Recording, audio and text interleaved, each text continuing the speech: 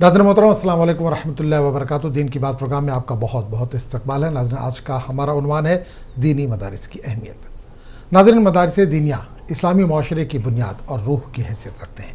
ये वो मुक़द्दस इदारे हैं जहाँ कुरान करीम, हदीस नबवी और दीगर दीनी उलूम की तालीम दी जाती है। मदारिस न सिर्फ इल्म दीन की हिफाजत करते हैं बल्कि नई नस्ल के अखलाकी और रूहानी तरबियत भी करते हैं। मदारिस का सबसे बड़ा किरदार दीन इस्लाम के असल तालीमात को महफूज रखना है और इन इदारों में तलबा को कुरान पढ़ने, समझने, उस पर अमल करने की तरगीब दी जाती है। इसी तरह हदीस, फ़िक़्ह और सीरत नबी सल्लल्लाहु अलैहि वसल्लम के ज़रिए ज़िंदगी गुजारने का सही तरीक़ा सिखाया जाता है।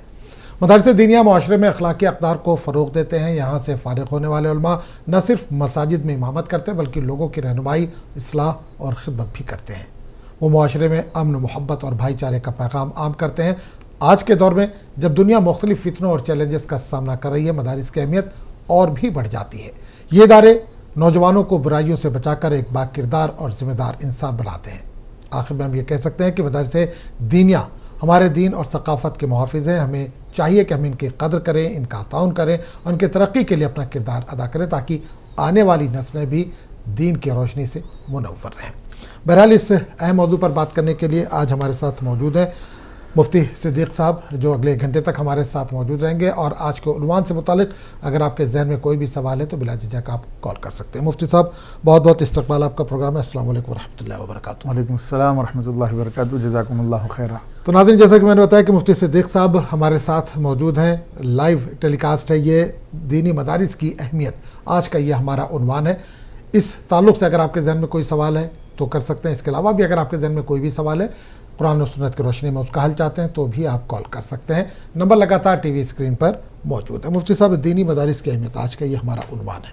इस पर एक मुख्तसर बयान, उसके बाद इंशाल्लाह कॉलर्स को शामिल करेंगे। अल्हम्दुलिल्लाहि रब्बिल आलमीन वस्सलातु वस्सलामु अला सय्यिदिल अंबिया व अशरफिल मुरसलीन व अला आलिहि त्तय्यिबीन अत्ताहिरीन व अस्हाबिहिल अकरमीन अल अफ़ज़लीन व अला मन अहब्बहुम व तबिअहुम बि इहसान अजमईन इला यौमिद्दीन। अम्मा बाद, फ़क़द क़ाल अल्लाहु तबारक व तआला फ़िल क़ुरआनिल मजीद वल फ़ुरक़ानिल हमीद। अऊज़ु बिल्लाहि मिनश शैतानिर रजीम। बिस्मिल्लाहिर रहमानिर रहीम। वमा कानल मुअमिनूना लियंफ़िरू काफ़्फ़ह फ़लौला नफ़र मिन कुल्लि फ़िरक़तिन मिनहुम ताइफ़तुन लियतफ़क़्क़हू फ़िद्दीन वलियुन्ज़िरू क़ौमहुम इज़ा रजअू इलैहिम लअल्लहुम यहज़रून। सदक़ल्लाहुल अज़ीम। वक़ाल तआला फ़ी शअनि हबीबिही सल्लल्लाहु अलैहि व आलिहि वसल्लम इजलालन व इकरामा। बिस्मिल्लाहिर रहमानिर रहीम। इन्नल्लाहा व मलाइकतहु युसल्लूना अलन नबी या अय्युहल्लज़ीना आमनू सल्लू अलैहि व सल्लिमू तस्लीमा। अल्लाहुम्मा सल्लि अला सय्यिदिना व मौलाना मुहम्मद व अला आलिहि व सहबिहि अफ़ज़ल सलावातिका व अदद मालूमातिका व बारिक व सल्लिम। मुहतरम नाज़रीन व सामिईन, अस्सलामु अलैकुम व रहमतुल्लाहि व बरकातुहू। वालेकुम अस्सलाम। जैसा कि अभी आपने सुन रखा है कि आज का हमारा मौजू दीनी मदारिस की अहमियत है। इंशाअल्लाह इस पर हम कुछ बातें अर्ज़ करने की सआदत हासिल करेंगे। अल्लाह ताला ने कुरान मजीद में इरशाद फरमाया कि वमा कानल मुअमिनूना लियंफ़िरू काफ़्फ़ह, और ऐसा नहीं है कि सारे के सारे मुसलमान इल्म हासिल करने के लिए निकल जाएँ। फ़लौला नफ़र मिन कुल्लि फ़िरक़तिन मिनहुम ताइफ़तुन लियतफ़क़्क़हू फ़िद्दीन। हर कबीले में से, हर ख़ानदान में से कुछ न कुछ लोग ऐसे निकलें जो दीन में तफ़क़्क़ुह हासिल करें। वलियुन्ज़िरू क़ौमहुम इज़ा रजअू इलैहिम, और अपनी कौम को डराएं जब उनके पास लौट कर जाएं। लअल्लहुम यहज़रून, ताकि कौम डरने वाली बन जाए। इस आयत मुबारका में अल्लाह ताला ने ये बात वाज़ेह तौर पर इरशाद फरमाई है कि इल्म दीन हासिल करने के लिए पूरे के पूरे मोमिनीन अपने घर से नहीं निकल सकते। तो हर ख़ानदान और हर कबीले में से कुछ लोग ऐसे निकलने चाहिए जो इल्म दीन हासिल करें और अल्लाह ताला की राह में निकलें।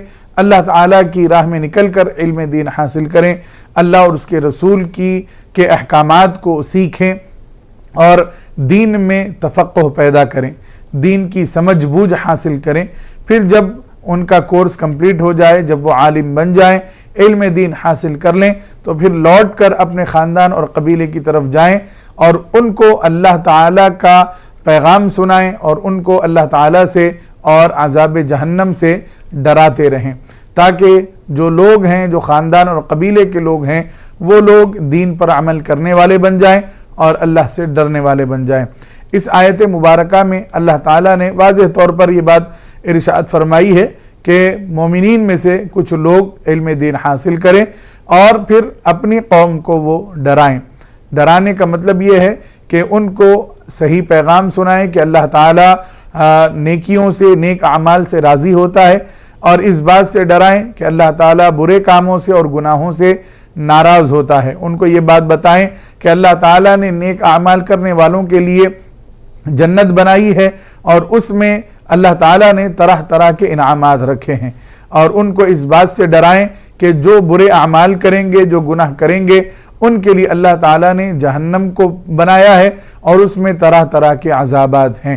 اور جنت کی نعمتوں کے بارے میں حضور پاک علیہ الصلوۃ والسلام نے ارشاد فرمایا کہ اللہ تعالیٰ نے جنت میں ایسی ایسی نعمتیں تیار کر رکھی ہیں کہ جن کے بارے میں جن کو نہ کسی آنکھ نے دیکھا ہے، نہ کسی کان نے ان کے بارے میں سنا ہے، اور نہ ہی کسی کے دل میں ان نعمتوں کا کبھی خیال آیا ہے۔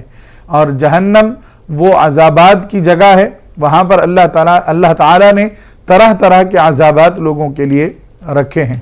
جب بندہ علم دین حاصل کرتا ہے تو وہ خود کی بھی اصلاح کرتا ہے، اپنے خاندان اور قبیلے والوں کی بھی اصلاح کرتا ہے، پھر ایک زمانہ ایسا بھی آتا ہے کہ پوری قوم کی وہ اصلاح کرنے لگتا ہے۔ تو یہ صرف اور صرف ممکن ہوگا تو وہ مدارس دینیہ کی وجہ سے، جو اللہ تعالیٰ کی رضا کے خاطر علم دین حاصل کرنے کے لیے، پڑھنے پڑھانے کے لیے مدارس قائم کیے گئے ہیں، یہ انہی کا آج صدقہ ہے کہ ہمیں دین نظر آ رہا ہے۔ مدارس دینیہ یہ دین کے مضبوط قلعے ہیں، اور اسی کے ذریعے سے دین کی اور اسلام کی اور عقائد صحیحہ کی حفاظت ہوتی ہے۔ لوگ جو بھٹکے ہوئے ہوتے ہیں اور لوگ جو گمراہی کا شکار ہوتے ہیں، ان کی اصلاح اگر کوئی کر سکتا ہے تو وہ دینی مدارس اور اس کے طلباء اور اس کے علماء ہیں۔ محترم ناظرین و سامعین، مسجد تو بہت سارے لوگ بنا لیتے ہیں، لیکن ایک مدرسہ بنانا یہ بہت بڑی بات ہے۔ مدارس دینیہ سے جتنا فائدہ ہوتا ہے اتنا فائدہ کسی اور کام سے نہیں ہوتا ہے۔ مسجد ہم بنا لیتے ہیں تو مسجد ہمیں یہ کہتی ہے کہ مجھے اس لیے بنایا گیا ہے کہ تو میرے پاس آ کر نماز ادا کرے، لیکن اسی نماز کو سیکھنا ہو تو ہمیں مدرسے کا رخ کرنا پڑتا ہے، مدرسے کی طرف جانا پڑتا ہے، اور مدرسے میں ہمیں نماز کا، وضو کا، غسل کا، روزے کا، زکوٰۃ کا، حج کا، ہر ایک قسم کا، ہر ایک عبادت کا مسئلہ سیکھنے کو ملتا ہے۔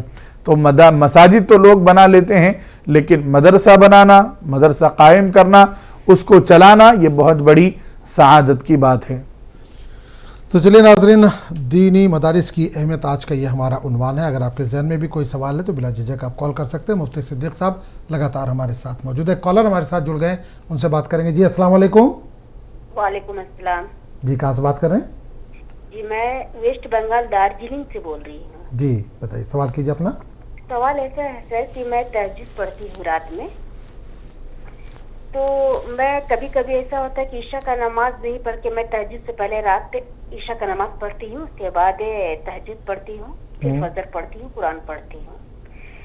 تو میرا کہنا یہ ہے کہ کبھی میں ایسا ہوتا ہے کہ میں رات کو اٹھ نہیں پاتی تو میری عشاء کی نماز قضا ہو جاتی ہے، تو مطلب اس کا کیا مطلب ہے اپائے، کس طرح سے میں یہ ادا کروں؟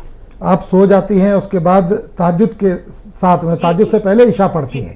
جی جی جی جی سر۔ ٹھیک ہے، چلیے بالکل انشاءاللہ۔ تو مفتی صاحب ویسٹ بنگال سے کال ہے بہن کا، ان کا وہی کہنا ہے کہ رات میں سو جاتی ہیں، اس کے بعد جب صبح اٹھتی ہیں تہجد کے لیے اس وقت وہ عشاء کی نماز پڑھتی ہے، لیکن کبھی کبھی ایسا ہوتا ہے کہ وہ آنکھ نہیں کھلتی تو عشاء بھی چلی جاتی ہے، تہجد تو خیر چلی گئی، تو کیا اس کا نکال سکتے ہیں حل؟ بسم اللہ الرحمن الرحیم۔ محترم ناظرین و سامعین، نماز عشاء حضور پاک علیہ الصلوۃ والسلام ہمیشہ اول وقت میں پڑھا کرتے تھے، لہٰذا ہمیں حضور پاک علیہ الصلوۃ والسلام کی سنت پر ہی عمل کرنا بہتر ہوگا، یعنی اول وقت میں ہم نماز پڑھ لیں، جیسے ہی عشاء کا وقت ہو جائے عشاء کی نماز پڑھ لیں، اس کے بعد سو جائیں اور تہجد کے لیے اٹھ کر پھر تہجد کی نماز ادا کریں۔ یہی حضور پاک علیہ الصلوۃ والسلام کی سنت مبارکہ ہے۔ جب ہم حضور کی سنت کو چھوڑ دیتے ہیں تو پھر اس کی وجہ سے ہمیں نقصانات ہوتے ہیں. جیسا کہ ابھی آپ نے ذکر کیا کہ عشاء کی نماز آپ تہجد کے وقت پڑھتی ہیں اور اس کے بعد تہجد پڑھتی ہیں, قرآن کی تلاوت اور فجر کی نماز آپ پڑھتی ہیں. تو اب آپ دیکھیے کہ اگر آپ اول وقت میں عشاء نہیں پڑھیں گی تو نیند لگنے کی وجہ سے آپ کی نماز قضا ہو جائے گی. آپ کی عشاء کی نماز جو فرض ہے وہ بھی چلی گئی, اور تہجد کی نماز جو حضور کی سنت مبارکہ اور بہت پیاری نماز ہے وہ بھی آپ سے ترک ہو گئی ہے. لہٰذا ایک ہی وقت میں آپ سے 2 نمازیں چھوٹ گئی ہیں. بہتر یہی ہے کہ آپ حضور پاک علیہ الصلوۃ والسلام جس طرح عمل فرمایا کرتے تھے ویسے ہی عمل کیا کریں. اول وقت میں جیسے ہی عشاء کا وقت ہو جائے آپ نماز ادا کر لیں. نماز ادا کرنے کے بعد آپ سو جائیں, اس کے بعد تہجد کے لیے اٹھیں, تہجد کی نماز ادا کریں, قرآن کی تلاوت کریں, اس کے بعد فجر کی نماز ادا کریں. اس سے یہ ہوگا کہ اگر آپ نے عشاء کی نماز ادا کر لی ہے اور تہجد کے وقت آپ کی آنکھ نہیں کھلی ہے تو کوئی بات نہیں, فجر کے وقت آپ کی جب آنکھ کھلے گی آپ فجر کی نماز ادا کر لیں گی. تہجد اگر کبھی چھوٹ جائے تو اس پر کوئی مواخذہ نہیں ہے, کوئی عذاب بھی نہیں ہے, کوئی گناہ بھی نہیں ہے, کیونکہ یہ ایک رات کی نفل نماز ہے جو حضور پاک علیہ الصلوۃ والسلام کو بہت پیاری تھی. تو اگر عشاء کی نماز ہماری ترک ہو گئی تو فرض ترک ہوگا, فرض چھوٹنے کی وجہ سے ہمیں گناہ ہوگا. لہٰذا ایک نفل نماز کے لیے فرض نماز کو ہم ترک نہیں کر سکتے. لہٰذا اول وقت میں عشاء کی نماز ادا کریں, اس کے بعد سو جائیں, تہجد کے لیے اٹھیں. اگر نہ بھی اٹھ سکیں تو کوئی گناہ نہیں ہے, فجر کے لیے اٹھ کے آپ فجر پڑھ سکتے ہیں. لیکن تہجد آپ پڑھتی ہیں تو یہ بہت ہی خوش آئند بات ہے اور بہت قابل مبارکباد ہے آپ کہ رات کے اس حصے میں جب ساری دنیا سو رہی ہوتی ہے آپ اور کچھ خوش نصیب لوگ اٹھتے ہیں اور اللہ کی بارگاہ میں سجدہ ریز ہوتے ہیں اور نمازیں ادا کرتے ہیں. ہم اللہ سے دعا کرتے ہیں کہ اللہ تعالیٰ تہجد گزاروں کی نمازیں اللہ قبول فرمائے. آمین ثم آمین. اچھا مفتی صاحب, جس طرح سے بہن نے ذکر کیا کہ عشاء پڑھتی ہیں, تہجد پڑھتی ہیں, اس کے بعد فجر کی نماز پڑھتی ہیں, تہجد کا وقت اصل کب تک ہے؟ بسم اللہ الرحمن الرحیم. محترم ناظرین و سامعین, یاد رکھیں کہ آپ عشاء کی نماز پڑھنے کے بعد جب سو جائیں, جیسے ہی آپ گہری نیند میں چلے گئے, اس کے بعد جب بھی اٹھیں گی آپ یا اٹھیں گے تو جیسے ہی ہماری آنکھ کھلی ہمارے لیے تہجد کا وقت شروع ہو جاتا ہے. عشاء کی نماز ہم نے ادا کی, اس کے بعد ہم سو گئے, گہری نیند میں چلے گئے, اس کے بعد جب ہماری آنکھ کھلے گی تو وہ تہجد کا وقت ہوگا. چاہے ہماری آنکھ 11 بجے کھلے, 11:30 بجے کھلے, 12 بجے کھلے یا صبح کے 3, 3:30, 4 بجے کھلے, یہ سارا وقت تہجد کا ہوتا ہے. اور رہتا کب تک ہے تو یہ فجر کا وقت شروع ہونے تک رہتا ہے. یعنی ہم جب عشاء کی نماز ادا کر لیے, سو گئے, سو کر جیسے ہی اٹھے تہجد کا وقت شروع ہو گیا, اور فجر کی نماز کا وقت جب شروع ہوتا ہے تو وہاں پر تہجد کا وقت ختم ہو جاتا ہے. چلیے ایک اور کالر ہمارے ساتھ جڑ کے ان سے بات کریں گے. جی السلام علیکم. جی وعلیکم السلام. جی میں یہ بول رہی تھی کہ مجھے سب سے یہ پوچھنا تھا کہ جیسے صبح فجر میں سنتیں اور فرضوں کے بیچ میں بسم اللہ الرحمن الرحیم الحمد شریف میں ملا کر 41 مرتبہ پڑھنا چاہیے, تو یہ پڑھ سکتے ہیں کسی بھی مطلب حاجت کے لیے اپنے؟ ٹھیک ہے, چلیے بہت بہت شکریہ. تو مفتی صاحب, بہن کا ایک سوال یہ ہے کہ فجر کی نماز سے سنت اور فرض کے بیچ میں بسم اللہ اور الحمدللہ کی سورہ ملا کے 41 مرتبہ پڑھ سکتے ہیں کسی حاجت کے لیے؟ بسم اللہ الرحمن الرحیم. محترم ناظرین و سامعین, فجر میں آپ سنت ادا کرنے کے بعد فرض نماز ادا کرنے سے پہلے جتنے وظائف ہیں, جو دعائیں ہیں, اگر آپ کرنا چاہتے ہیں تو بالکل وہ وظائف پڑھ سکتے ہیں اور دعائیں کر سکتے ہیں. جیسا کہ آپ نے بتایا کہ 41 مرتبہ بسم اللہ الرحمن الرحیم کو الحمد سے ملا کر, یعنی بسم اللہ الرحمن الرحیم الحمدللہ رب العالمین الرحمن الرحیم, اس طرح آپ پڑھنا چاہتے ہیں 41 مرتبہ کسی حاجت کے لیے تو ضرور پڑھ سکتے ہیں, اس میں کوئی ممانعت نہیں ہے. فجر کے وقت اس بات کا خیال رکھا جائے کہ فجر کی جو وقت ہوتا ہے اس میں ہم صرف اور صرف فجر کی سنتیں اور فجر کی فرض نماز ہی ادا کر سکتے ہیں. لہٰذا کوئی اور نفل نماز ہم اس میں نہیں پڑھ سکتے. تو قرآن کی تلاوت ہے, ذکر و اذکار ہیں, یا درود شریف کا ورد ہے, تو یہ ساری چیزیں ہم پڑھ سکتے ہیں. صرف اور صرف نفل نماز پڑھنے سے ہم کو منع کیا گیا ہے. باقی ذکر و اذکار ہیں تو ہم وہ ضرور پڑھ سکتے ہیں.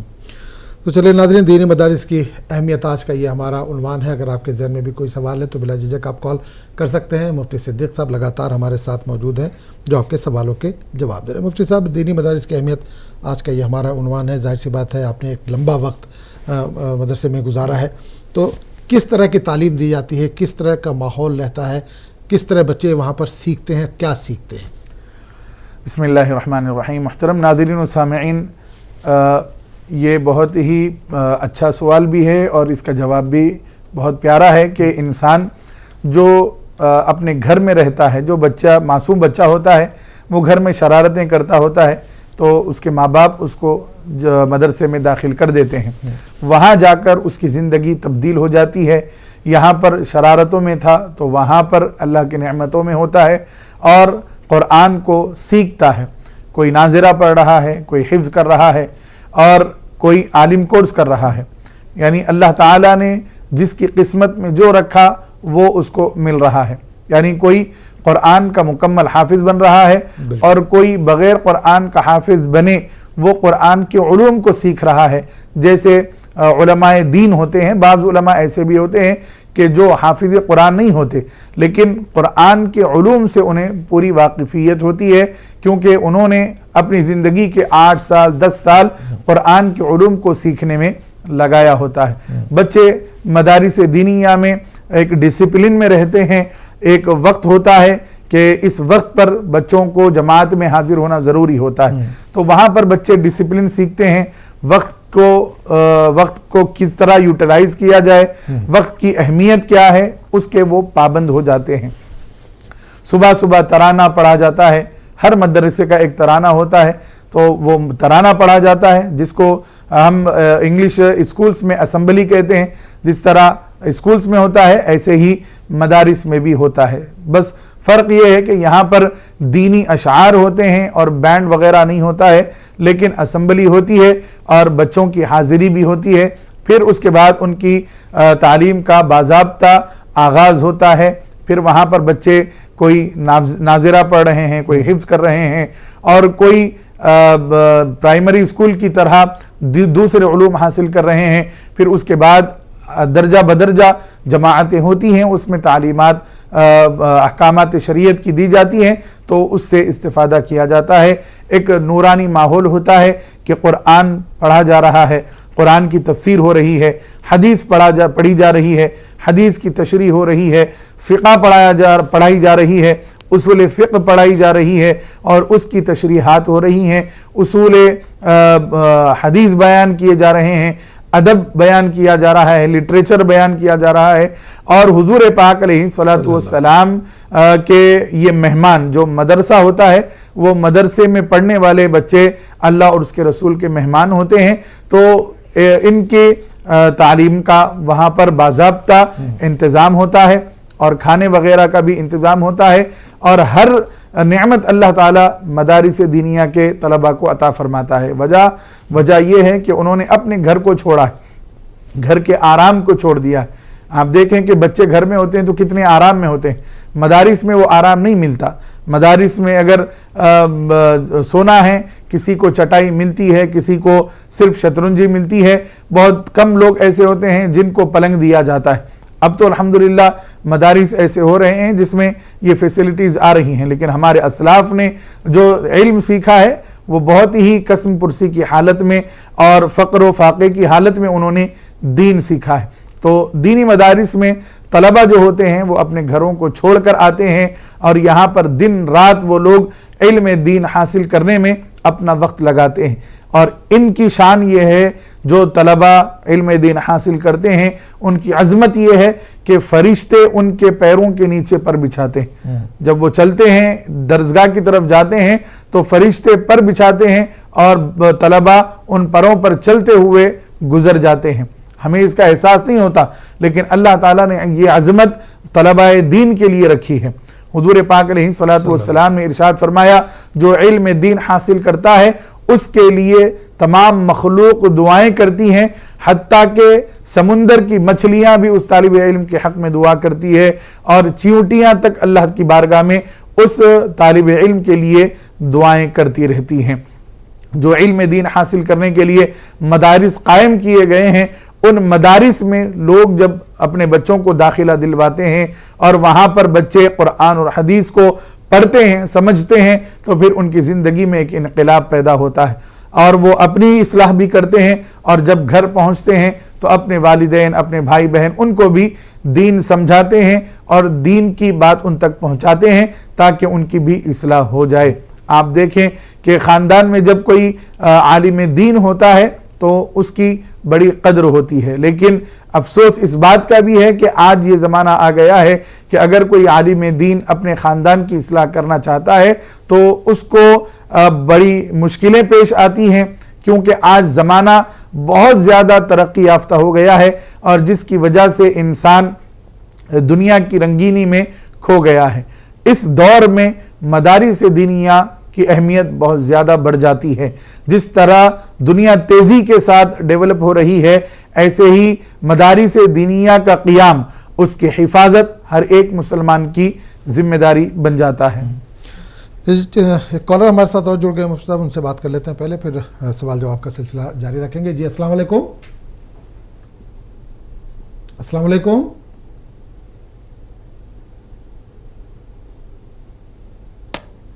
जी अस्सलाम वालेकुम।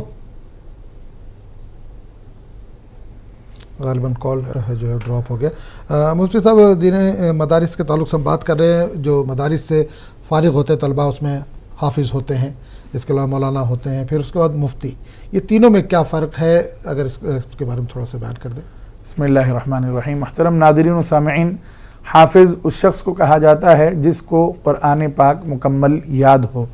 तो जिसके सीने में कुरान मुकम्मल महफूज है उसको हम हाफिज़ कुरान कहते हैं। ये मौलाना हो या मुफ्ती हो, ये अलक़ाबात हैं। ये उस शख्स को कहे जाते हैं जो इल्म दीन को हासिल करके आलिम बने हैं, यानी 8 साल 10 साल अपनी ज़िंदगी के उन्होंने खपाए हैं इल्म दीन हासिल करने में और उन्होंने अपनी मेहनत से इल्म दीन को हासिल किया है।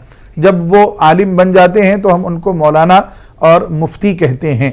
तो ये अलक़ाबात हैं, उन लोगों को कहे जाते हैं जो इल्म दीन के माहिर होते हैं, जो फतवा देने के माहिर होते हैं और जो उलूम दीनिया पर दस्तरस रखते हैं, उनको मौलाना और मुफ्ती कहा जाता है। मुफ्ती साहब, इस पर बातचीत का सिलसिला जारी रखेंगे। कॉलर जुड़ गए हैं, एक बार उससे बात कर लेते हैं। जी अस्सलाम वालेकुम। जी अस्सलाम वालेकुम। वालेकुम सलाम। भाई कहाँ से बात कर रहे हैं? एमपी से बोल रहा था। जी सवाल कीजिए अपना। ये हमारी अहलिया को खांसी आ रही है, आज 15 दिन करीब हो गए हैं। जी अस्सलाम वालेकुम। जी जी वालेकुम सलाम, आवाज़ आ रही है। हमारे अहलिया को खांसी आ रही है आज 15 दिन से। जी 15 दिन करीब हो गए हैं, तो उसके दवाई तो खा रही है, हाँ, मगर आराम नहीं मिला, तो उसके लिए कुछ दुआ बताइए। अच्छी बात है, चलिए ठीक है, इंशाल्लाह बताया जाएगा। बहुत बहुत शुक्रिया। मुफ्ती साहब, एमपी से भाई ने कॉल किया है कि अहलिया की तबीयत ठीक नहीं है, खांसी वगैरह की शिकायत है, दवाएं कर रहे हैं लेकिन कोई फाका नहीं हो रहा है, कोई अगर दुआ वगैरह हो इस ताल्लुक़ से। बिस्मिल्लाहिर्रहमानिर्रहीम। मुहतरम नाज़रीन व सामिईन, सूरह फातिहा ये तमाम बीमारियों के लिए शिफा है। 7 मरतबा आप अपनी अहलिया को सूरह फातिहा पढ़कर दम करें और पानी पर या जो दवाई वो इस्तेमाल कर रही हैं उस पर दम करके दे दें, इंशाअल्लाह अल्लाह शिफा अता फरमाएगा। इसके अलावा जो आप दवा खा रहे हैं, अगर वो मेडिकल की दवा है तो एक बार डॉक्टर से कंसल्ट करें और उनको बताएं कि कुछ फ़र्क नहीं हो रहा है। और अगर यूनानी दवा इस्तेमाल करना चाहते हैं तो उसमें भी बेहतर दवाएं मिलती हैं। लुऊक़ कतान ये एक दवा है जो खांसी के लिए बहुत मुफीद है, अगर वो इस्तेमाल करना चाहें तो आप कर सकते हैं। हमदर्द की ये दवा है लुऊक़ कतान, तो उसका इस्तेमाल करें, ज़रूर इंशाअल्लाह इफ़ाक़ा होगा।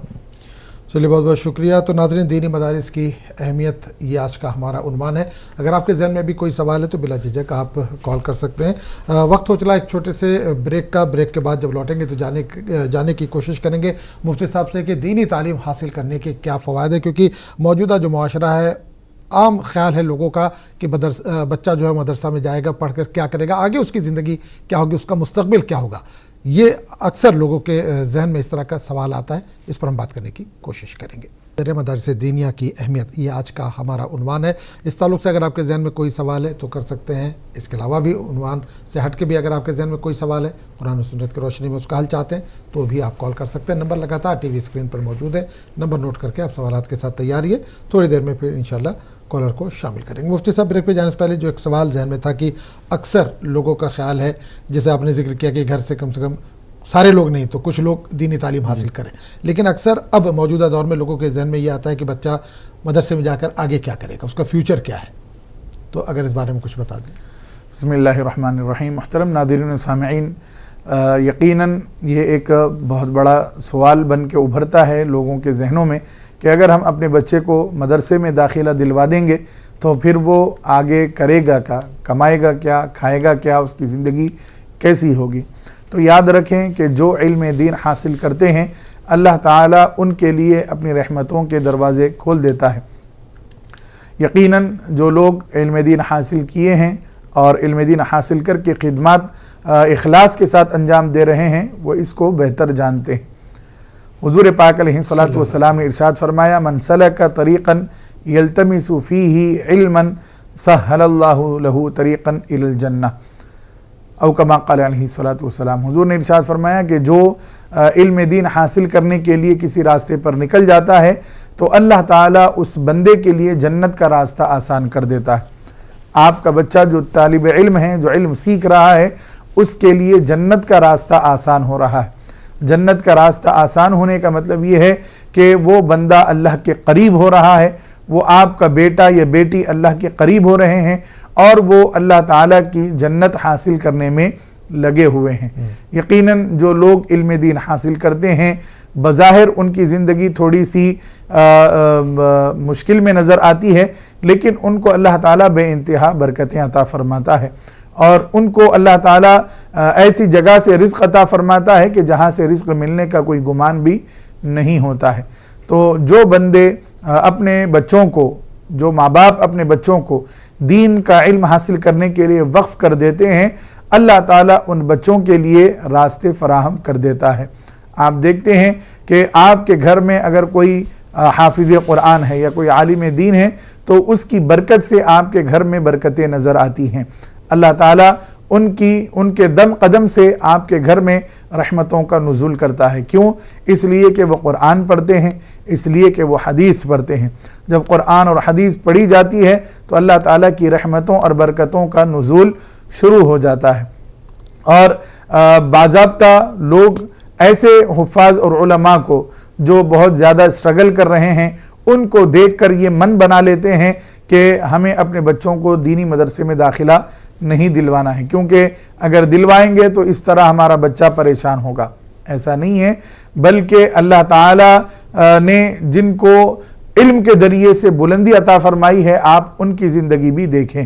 تھوڑا سا فرق ہوتا ہے، وجہ اس کی یہ ہے کہ جو دین کا علم حاصل کرنا ہوتا ہے وہ پورے اخلاص کے ساتھ اللہ کی رضا کی خاطر حاصل کرنا ہوتا ہے، پھر جب اس کو آگے پہنچانا ہے تو اس میں بھی ہمیں ریاکاری سے بچنا ہے اور اللہ کی رضا کی خاطر دین کو آگے پہنچانا ہے۔ تو بہت سارے ایسے علماء بھی ہیں جن کی زندگی بہت پرسکون ہے، اس کی وجہ یہ ہے کہ انہوں نے اخلاص سے دین سیکھا اور اخلاص کے ساتھ وہ دین کی خدمت میں لگے ہوئے ہیں۔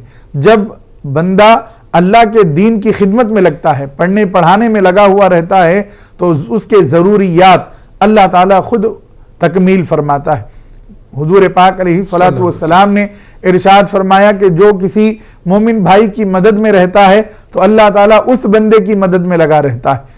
تو جب ہم دنیاوی مدد کرتے ہیں تو اللہ ہماری مدد کر رہا ہے، تو یہ تو دین کا علم سکھانا بہت بڑی مدد ہے کہ انسان حلال اور حرام کی تمیز کرتا ہے، کیا اچھا ہے کیا برا ہے اس کو جاننے لگتا ہے۔ تو ان لوگوں کے لیے اللہ تعالیٰ کتنا زیادہ مددگار ہوتا ہے آپ اندازہ کر سکتے ہیں۔ تو علماء اکرام کی ایسی بڑی جماعت بھی ہے جو خوشحالی والی زندگی ان کو اللہ تعالیٰ نے عطا فرمائی ہے۔ یہ جو اسٹرگل ہم کر رہے ہوتے ہیں وہاں پر دو باتیں ہوتی ہیں، یا تو ہم نے اخلاص کے ساتھ دین نہیں سیکھا جس کی وجہ سے آج ہم پریشان نظر آ رہے ہیں، یا پھر اللہ تعالیٰ ان کی آزمائش کر رہا ہے۔ جب ہم اللہ کی آزمائش میں ہوتے ہیں تو ہمیں صبر کے ساتھ کام لینا چاہیے، اور اگر ہم اسٹرگل کر رہے ہیں تو ہمیں اپنا جائزہ لینا چاہیے کہ کیا میں نے اپنی زندگی کے 8 سال 9 سال 10 سال جو دین حاصل کرنے کے لیے لگائے تھے اس سے میں نے بخوبی فائدہ اٹھایا ہے، یا پھر صرف میں نے وقت گزاری کی ہے۔ جو وقت گزاری کرتے ہیں وہ لوگ پریشان نظر آتے ہیں، اور جنہوں نے 8-10 سال صحیح اپنے وقت کا استعمال کیا، علم دین سیکھا، جب وہ خدمت کرنے کے لیے میدان میں آتے ہیں تو اللہ تعالیٰ ان کے لیے رزق کے دروازے کھول دیتا ہے۔ نہ صرف وہ اپنے محلے میں رہ کر خدمت انجام دیتے ہیں، بلکہ اللہ تعالیٰ ایسی بھی شان ان کو عطا فرماتا ہے کہ وہ الگ الگ ملکوں کے دورے بھی کر رہے ہوتے ہیں۔ تو جو اپنے وقت کا صحیح استعمال کر کے علم دین حاصل کیا ہے وہ علم دین کی برکت سے ہمیشہ خوشحال رہتا ہے، اور جس نے 8-10 سال صرف مدرسے میں ٹائم پاس کیا ہے تو وہ اپنی زندگی میں پریشان نظر آتا ہے۔ تو لوگ ان کو دیکھ کر اپنے بچوں کو دین سے دور کر دیتے ہیں، علم دین حاصل کرنے کی طرف توجہ نہیں دلاتے ہیں۔ ایسا ہرگز نہ کریں۔ جو علماء اکرام سکسیس ہیں، کامیاب ہیں، خوشحال زندگی گزار رہے ہیں، ان کو دیکھیں اور اپنے بچوں کے لیے ویسی اگر آپ زندگی چاہتے ہیں تو اپنے بچوں کا پہلے سے ہی مائنڈ یہ بنائیں، ان کی ذہن سازی کریں کہ ہم تمہیں دین کے لیے وقف کر رہے ہیں، تمہارا کام ہے صرف علم حاصل کرنا اور دوسروں تک علم پہنچانا۔ اللہ تعالیٰ اس کے لیے راستے ضرور آسان فرما دے گا۔ چلیے ایک اور کالر ہمارے ساتھ جڑ گئے، ان سے بات کریں گے۔ جی السلام علیکم۔ السلام علیکم۔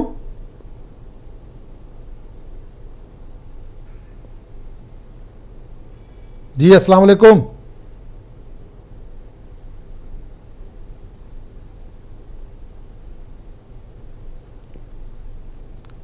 السلام علیکم۔ غالباً کال جو ہے ڈراپ ہو گئی۔ مفتی صاحب، ایک جگہ میں نے کہیں پڑھا ہے کہ اگر کسی والد نے یا والدین نے کسی ایک بچے کو حافظ بنایا تو قیامت کے دن وہ بڑا کام آنے والا ہے، اور اس کا والدین کا ہاتھ پکڑ کے جنت میں لے جائے گا۔ کیا ہے کہیں حدیث میں ثابت ہے؟ بسم اللہ الرحمن الرحیم۔ محترم ناظرین و سامعین، جو حافظ قرآن ہوتے ہیں ان کی شان یہ ہے کہ اللہ تعالیٰ ان کی وجہ سے ان کے ماں باپ کو کل قیامت میں تمام اہل محشر کے سامنے ایسا تاج پہنائے گا عزت و شرف کا کہ اس کی چمک کے سامنے سورج کی روشنی بھی ماند پڑ رہی ہوگی۔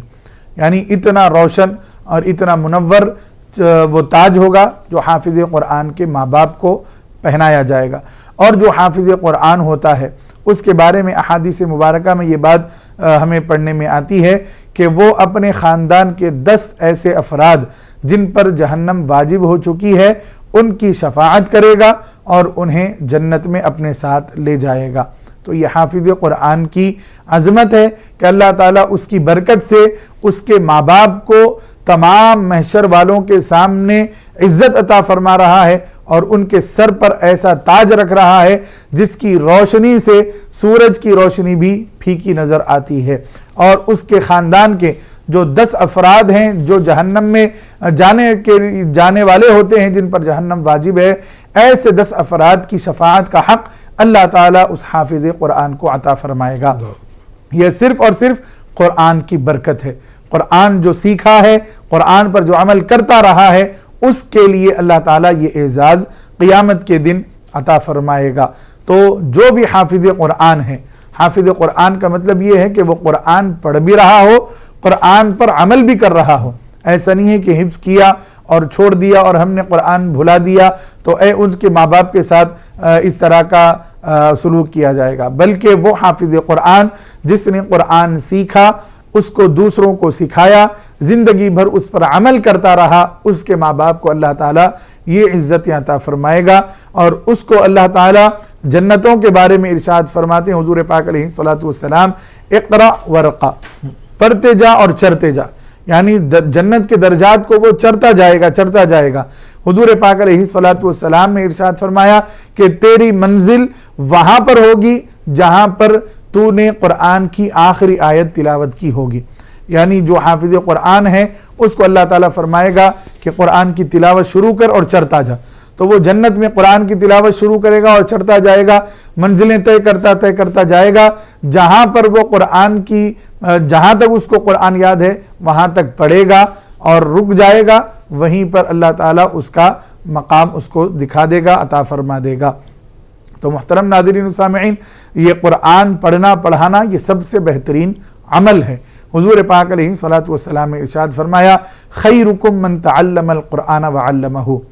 آج ہم سب سے بہترین انسان اس کو سمجھتے ہیں جو کسی کی مدد کرتا ہے، یا پھر جو لوگوں کے کام آتا ہے، یا پھر بزنس میں بہت بڑا نام اس کا ہے، یا بہت زیادہ اس نے دنیا میں ترقی کر لی ہو تو ہم اس کو اچھا انسان سمجھتے ہیں۔ لیکن قرآن میں حدیث میں اچھا انسان کس کو کہا گیا ہے؟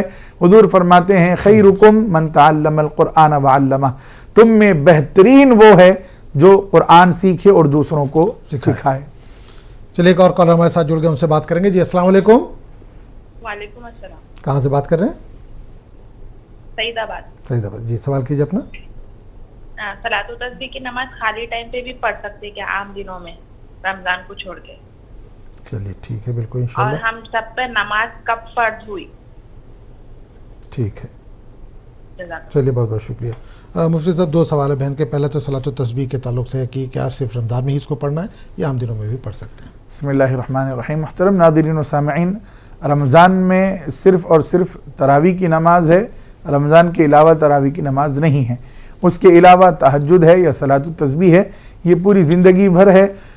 حضرت سیدنا عباس رضی اللہ تعالیٰ عنہ کو حضور پاک علیہ الصلوۃ والسلام نے یہ نماز سکھائی اور فرمایا کہ اس کو روزانہ پڑھو، یہ تمہارے لیے بہتر ہے، اور اگر روز نہیں پڑھ سکتے تو ہفتے میں ایک دن پڑھو، یا ہفتے میں ایک دن نہیں پڑھ سکتے تو مہینے میں ایک دن، یا مہینے میں ایک دن نہیں پڑھ سکتے تو سال میں ایک مرتبہ، اور سال میں ایک مرتبہ نہیں پڑھ سکتے تو کم از کم زندگی میں ایک مرتبہ تو صلاۃ التسبیح کی نماز ہمیں پڑھنی چاہیے۔ اس کی برکت سے احادیث مبارکہ میں آتا ہے کہ جو بندہ صلاۃ التسبیح کی نماز پڑھتا ہے تو اللہ تعالیٰ اس نماز کی برکت سے اس کے گناہوں کو معاف فرما دیتا ہے، اگرچہ کہ اس کے گناہ سمندر کے جھاگ کے برابر ہوں۔ یعنی بہت زیادہ اگر گناہ گار ہے، اگر وہ نماز پڑھتا ہے صلاۃ التسبیح کی تو اللہ تعالیٰ اس کے تمام گناہوں کو معاف فرما دیتا ہے۔ تو یہ نماز ہم رمضان کے علاوہ بھی پڑھ سکتے ہیں، روزانہ پڑھنے کی اگر کوشش کریں تو یہ زیادہ بہتر ہے، اور اگر نہیں پڑھ سکتے تو جب بھی وقت ملے، جب بھی یاد آئے، ہمیں صلاۃ التسبیح کی نماز پڑھنی چاہیے۔ اچھا، اس کا کچھ وقت بھی ہے اور کتنی رکعت پڑھنی ہے؟ محترم ناظرین و سامعین، صلاۃ التسبیح کا وہی وقت ہے جو عام نمازوں کا وقت ہوتا ہے، کسی بھی وقت آپ یہ نماز پڑھ سکتے ہیں سوائے 3 مکروہ اوقات کے، یعنی سورج نکلتے وقت، سورج جب بیچ میں آ جائے یعنی کسی چیز کا سایہ نہ پڑے جس کو ہم زوال کا وقت کہتے ہیں اس وقت، اور پھر غروب آفتاب کے وقت۔ یہ 3 اوقات کو چھوڑ کر صلاۃ التسبیح آپ کبھی بھی پڑھ سکتے ہیں۔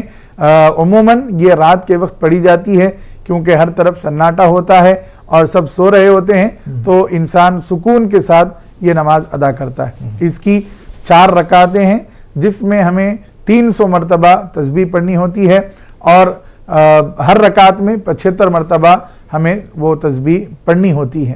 لہٰذا یہ 4 رکعت والی نفل نماز ہے جس میں 300 مرتبہ تسبیح پڑھی جاتی ہے۔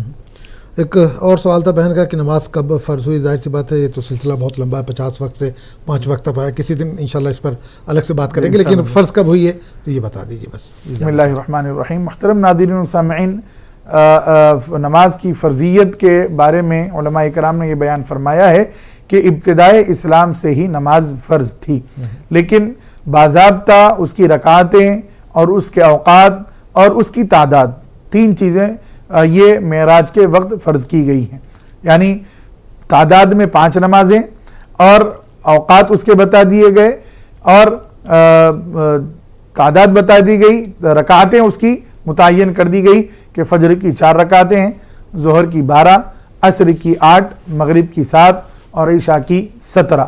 لیکن ابتدائے اسلام سے ہی نماز فرض تھی۔ اس وقت صرف 2 نمازیں پڑھی جاتی تھی، ایک صبح کے وقت، دوسرا غروب آفتاب کے آس پاس، اور 2 رکعت صبح اور 2 رکعت شام کے وقت پڑھی جاتی تھی، اور ابتدائے اسلام میں تہجد فرض تھی، بعد میں اس کی فرضیت منسوخ کر دی گئی، تو ابتدائے اسلام سے ہی نماز فرض تھی۔ تو چلیے ناظرین، دینی مدارس کی اہمیت آج کا یہ ہمارا عنوان ہے۔ اگر آپ کے ذہن میں بھی کوئی سوال ہے تو بلا جھجک آپ کال کر سکتے ہیں۔ نمبر لگاتار ٹی وی اسکرین پر موجود ہے، نمبر نوٹ کر کے آپ سوالات کے ساتھ تیار رہیے، تھوڑی دیر میں پھر سے انشاءاللہ کالر کو شامل کریں گے۔ مفتی صاحب، ایک سوال ذہن میں آتا ہے کہ کوئی حافظ ہے، اس نے حفظ مکمل کر لیا ہے، تراویح بھی اس نے سنا دی ہے، اس کے بعد وہ دنیا کی مصروفیات میں کھو گیا اور اس کے بعد وہ بھول گیا وہ چیز جو اس نے قرآن حفظ کیا تھا، اب اس کے ذہن سے نکل گیا، تو کیا وہ گنہگار ہوگا؟ بسم اللہ الرحمن الرحیم۔ محترم ناظرین و سامعین، جہاں پر حافظ قرآن کے فضائل احادیث میں بیان کیے گئے ہیں، وہیں پر قرآن بھول جانے کی وعیدیں بھی بیان کی گئی ہیں۔ یعنی اگر کوئی حافظ قرآن ہے جو حفظ کیا ہے، تراویح پڑھایا ہے، اس کے بعد دنیا میں کھو گیا ہے، دنیا کی رنگینیوں میں کھو گیا ہے اور پھر قرآن کو وہ بھول چکا ہے، تو اس کے بارے میں یہ بات قرآن اور حدیث میں بیان کی گئی ہے کہ اس کو قیامت میں اندھا اٹھایا جائے گا۔ اللہ اکبر کبیرہ، وہ قیامت میں اندھا اٹھایا جائے گا اور اس سے کہا جائے گا کہ دیکھ تو نے اللہ تعالیٰ کے قرآن کو بھلا دیا، آج اس کی تجھے سزا دی جائے گی۔ لہٰذا جو بھی حافظ قرآن ہیں ان کی اولین ذمہ داری یہ ہے کہ وہ قرآن کو ہمیشہ یاد کرتے رہیں۔ ایک بات یہاں پر ہم ناظرین کو بتا دیں کہ قرآن کا حافظ ہونے کے بعد دنیا کمانا کوئی بری چیز نہیں ہے، یعنی دنیا کی کوئی نوکری کرنا، کہیں پر جاب کرنا، یہ کوئی برا عمل نہیں ہے، کیونکہ آپ نے حفظ کر لیا ہے، آپ کے سینے میں قرآن آ گیا ہے۔ اب اپنے گھر والوں کے لیے آپ کو کمانا بھی ضروری ہے، تو آپ اس کے لیے جاب کرتے ہیں، کوئی مدرسے میں کام کرتا ہے، کوئی مدرسے کے علاوہ کسی اور جگہ کام کرتا ہے، لیکن جہاں کہیں بھی کام کرے وہاں پر قرآن کی جو تعلیمات ہیں اس پر ضرور عمل پیرا ہوں اور قرآن کو پڑھتے رہیں، قرآن کو یاد کرتے رہیں۔ ایسا نہیں ہے کہ آپ کسی کمپنی میں جاب کرنے کے لیے چلے گئے یا کوئی اور کام میں آپ مصروف ہو گئے تو آپ قرآن کو بھلا دیں گے، ایسا ہرگز نہیں ہونا چاہیے۔ قرآن ہم کو کمانے سے نہیں روکتا ہے، قرآن ہم کو حرام کمانے سے روکتا ہے، تو حرام کمانا چھوڑ کر جب ہم حلال کماتے ہیں تو اس کی برکتیں اور ہوتی ہیں۔ تو جو بھی حافظ قرآن ہیں جنہوں نے حفظ کیا ہے، تراویح بھی سنائی ہے ماشاءاللہ، لیکن وہ دنیاوی معاملات میں ہیں اور دنیاوی کاروبار میں ہیں یا پھر کسی بھی نوکری سے لگے ہوئے ہیں، ان سے یہی گزارش ہے، ان کے ماں باپ سے یہی گزارش ہے کہ ان کو بار بار قرآن پڑھنے کی طرف توجہ دلائی جائے تاکہ ان کے سینے سے قرآن غائب نہ ہو جائے، وہ قرآن کو بھول نہ بیٹھیں۔ اگر قرآن کو بھلا دیں گے تو پھر اس کی بے برکتی بھی زندگی میں نظر آئے گی اور قیامت میں اللہ تعالیٰ اس کو اندھا اٹھائے گا اور جہنم میں بھی اس کو جانا پڑ سکتا ہے۔ لہٰذا حافظ قرآن کی یہ ذمہ داری بنتی ہے کہ وہ ہمیشہ قرآن کو یاد کرتا رہے۔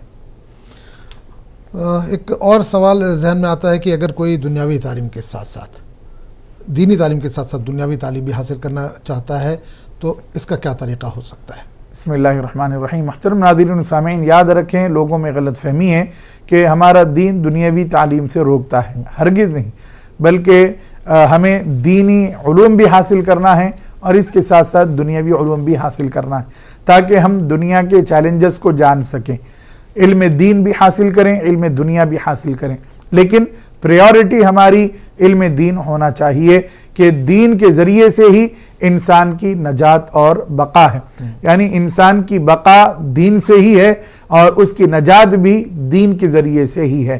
اور اگر آپ دنیاوی علوم حاصل نہیں کریں گے تو دنیا کی دوڑ میں تو پیچھے رہ جائیں گے، لیکن علوم دینیہ حاصل کرنے کے بعد اللہ تعالیٰ آپ کو آخرت میں بہت اونچے درجات عطا فرمائے گا۔ اللہ تعالیٰ نے قرآن مجید میں ارشاد فرمایا، یرفع اللہ الذین منکم یرفع اللہ الذین اوتوا العلم منکم درجات۔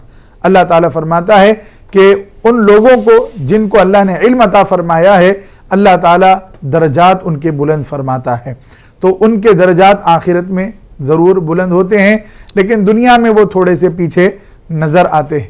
لیکن علم دین حاصل کرنے سے علم دنیا سے منع نہیں کیا جائے گا، بلکہ اس کو بھی ہمیں پڑھنا چاہیے تاکہ ہم اس کو دین کی روشنی میں دیکھ سکیں کہ کیا اس میں صحیح ہے اور اس میں کیا غلط ہے۔ لوگوں کی رہنمائی ہم کر سکتے ہیں جب ہمیں دین کا علم ہوگا، دین کے ذریعے سے ہمیں اچھے اور برے میں فرق کرنا آئے گا، حلال کیا ہے حرام کیا ہے جب ہم جانیں گے تو دنیاوی علوم جو ہم پڑھتے ہیں اس میں بھی کیا غلط ہے کیا صحیح ہے ہم کو معلوم ہوگا، اور پھر اچھی طریقے سے ہم قوم کی اصلاح کر پائیں گے۔ تو علوم دینیہ بھی ہمیں سیکھنے چاہیے اور علوم دنیاویہ بھی ہمیں سیکھنے چاہیے، لیکن ہماری ترجیحات اور ہماری پریورٹی علوم دین ہیں، یعنی روزمرہ کی جو ہماری زندگی ہے اس میں جو بھی کام ہم کرتے ہیں یا جو بھی ہماری تجارت ہے، بزنس ہے، نوکری ہے، کچھ بھی ہے، اس میں ہم جو بھی کرتے ہیں کیا ہمارے لیے حلال ہے کیا ہمارے لیے حرام ہے، ان سب چیزوں کو جاننا ہمارے لیے ضروری ہے۔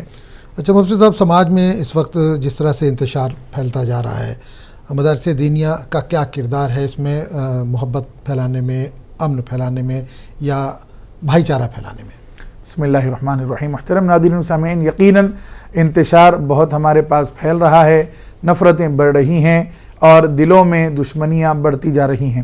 اس کا واحد حل دینی مدارس کی حفاظت اور وہاں پر علوم دینیہ کی مضبوط تعلیم و تربیت ہے کہ جو حافظ قرآن جو عالم دین ہے وہی صحیح طور پر صحیح پیغام دوسروں تک پہنچا سکتے ہیں۔